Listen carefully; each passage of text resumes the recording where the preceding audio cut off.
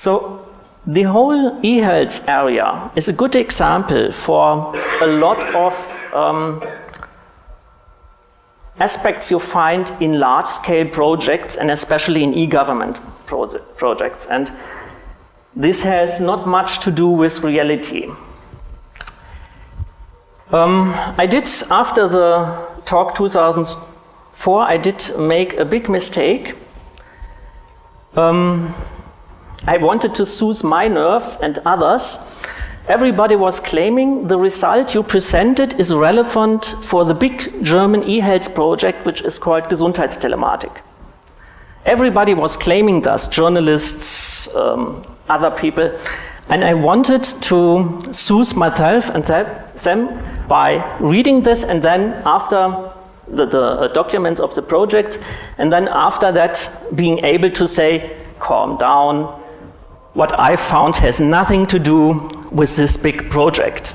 That was a very, very stupid idea. And led to the next talk in 2005. Actually, the problems shifted a little bit. So one thing, for example, is the economic aspects of this project. We have a wide range of claims what the benefits and what the costs is. And if you see how far the data from the Ministry of Health differs from an official cost-benefit analysis, which was never meant to be published, but somehow leaked out of the customer, then you'll see we are talking about a lot of money and we are talking a lot of politics. Because it's always claimed after 10 years the Gesundheitstelematik would have an amortization. But if you look at the numbers, then the estimate is 14 billion euro benefit after 10 years, 13.5 billion euro costs after 10 years, and by explicit requests of the customer of the cost-benefit analysis, 0.6 billion euro had not to be calculated into the costs. You can do the math yourself, yeah? So we see there is a lot of politics in this project. And actually, if we look at numbers we have from the British and the US, then we can expect costs of 570 euro per head, per citizen. And for Germany, this would make roughly 47 billion euros. And this is a lot of money. And that in a project where there's not much public discussion and control. Then we have a lot of practical and medical aspects. We have countless usability issues. For example, the systems more or less require a young technophile user. That is not the typical patient. Yeah? It's even worse.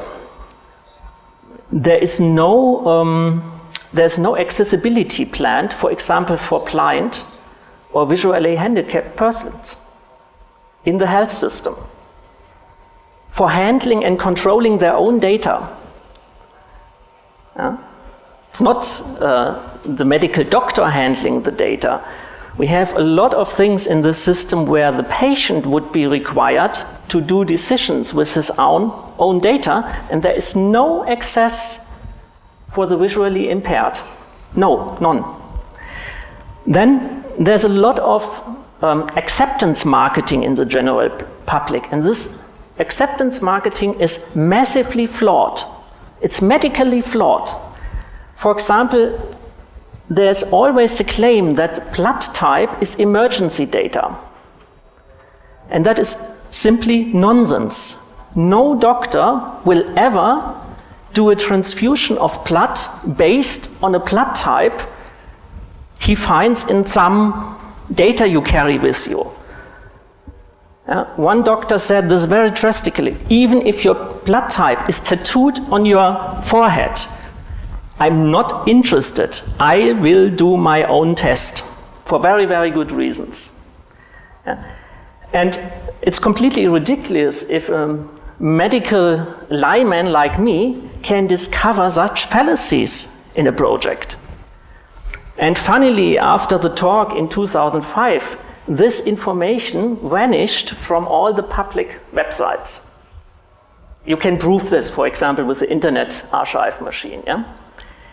And there are much, much more problems like this, and this culminated in May of this year with the Congregation of the German Medical Association stating publicly there is no evident medical benefit in this system. Now we are talking about an investment in billions, tens of billions of euro within 10 years, and there is no evident medical benefit.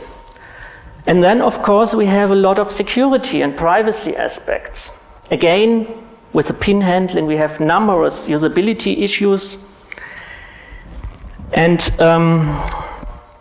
what is really uncomforting is there is mandatory data and optional data. And it's always claimed the patient can decide for all critical data if he will entrust this data to the system. But it's simply not true. He is forced to give detailed identification data, and he is forced to give his prescription data to the system. And with the prescription data, you can reconstruct the diagnosis. Simple example. If somebody is prescribed insulin, what could be his sickness? It's, of course, diabetes. And the same relation holds for many, many more medicaments if you are a medical expert. And from this data, actually, that is written in the laws, from this data, a morbidity ranking of the patients is done. You are a good or a bad health risk, which would be extremely interesting for the insurance companies or even for the employers, for example.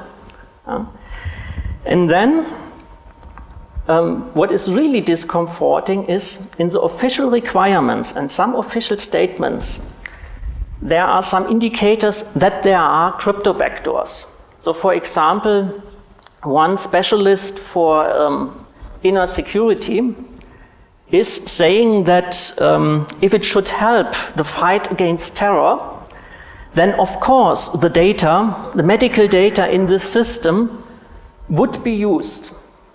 But that is only possible if you have a crypto backdoor, because otherwise you can't get at this data.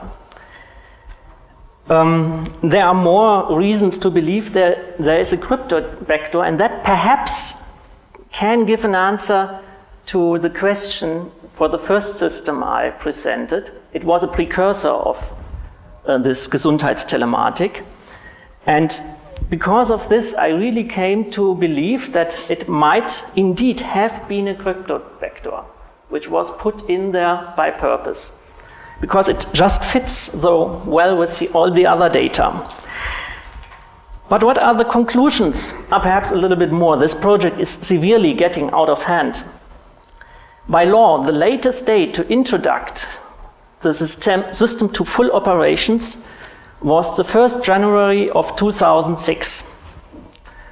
Now they plan a rollout on 1st of April, Fool's Day, 2008. And the fun thing about this is they will release a release 0. And this release 0 has, as the name says, 0 functionality of what was originally planned. Yeah, it's a complete mock-up. And I was in a very eerie workshop recently, a workshop of one of the model regions where the system is tested in the field. The test results were discussed. And first, the technical project leader spoke. Everything is working wonderful, brilliantly, no problems. Okay, now I know a little bit about technology and I know a little bit about real problems in tests and actually about these tests too. And I asked him, what is your failure rate when reading in the smart cards? The failure rate is around 4%. When the cards are working in one model region, they had to scratch 70% of the cards just after issuing. Yeah? But when they are working, the failure rate is around 4%. And he said, no, we have no failures in reading the cards. After him, 3 medical doctors spoke, which were actually doing the tests. And they were reporting numerous problems, and of course, they had a lot of reading failures. And I think if I not have known for sure they were talking about the same test, I would have suspected they are talking about 2 completely different things. Yeah? And based on these reports, on these technical reports, political decisions are made. And what now is happening after several years of announcements that this project will issue soon and will be operative soon, public faith is wavering. Faith and patience is wavering. And you remember, I said if you avoid the technical discussion, you make things a question of faith. And that is just starting here. And security is also strongly becoming a question of faith here. And I personally expect that whatever they do now in this project, they will not get rid of the bad faith in the system, which is just coming now. So we will have goodwill losses. Goodwill losses is a typical damage we normally have with security incidents. We will have goodwill losses here, and I personally feel that this goodwill losses will encompass much more than just this system. That is my personal fear. And one more thing. If I give trainings, security trainings, which I occasionally do, then I always say, you can be quite sure that somebody is trying a social engineering attack against you when you feel that several of these senses, of these emotions, are provoked by your communication partner. Yeah? If he is trying to provoke the sense of an opportunity or of urgency, or that you will have a loss, yeah? Or that he is something, that he is an authority who is not to be questioned. Things like this. And all this leads to, and therefore security considerations are secondary. A further indicator for social engineering attack is to try to isolate you from asking another person to get an independent view. Yeah? If several of these factors come together, normally you can be quite sure you have a social engineering attack. And now we have a look at the claims for the introduction of e-health, and these are the same practically all over the world. E-health will bring tremendous health savings. And we have to hurry to have the first working e-health solution, because otherwise the others will make the business. You need e-health, because if you don't have e-health, the medical doctor in an emergency will not know your blood type. That is actually communicated publicly. We have the data protection officer approval for this system. Anyhow, even if you criticize this system, nothing will change because the introduction